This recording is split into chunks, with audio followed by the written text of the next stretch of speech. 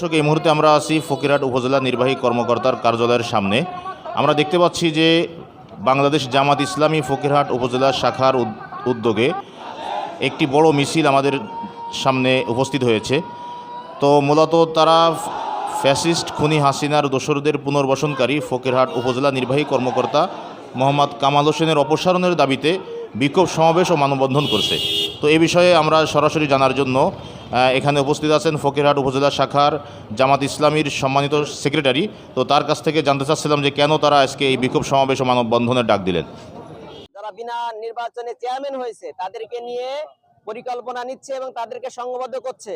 আমরা এর দৃষ্টান্তপূর্বক শাস্তি চাই এবং তিনি যে কাজগুলো করে শান্ত পরিবেশকে নষ্ট করতেছেন, এই জন্য তানার পরে দায়ভার এসে পড়বে এবং আমরা খুব দ্রুত সময়ের মধ্যে দাবি জানাচ্ছি তিনি যেন অনতিবিলম্বে তিনি পদত্যাগ করেন এবং তা না হলে আমরা পরবর্তীতে আরো বড় কর্মসূচিতে বাধ্য হব। আমি আমার কথা এখানে শেষ করছি।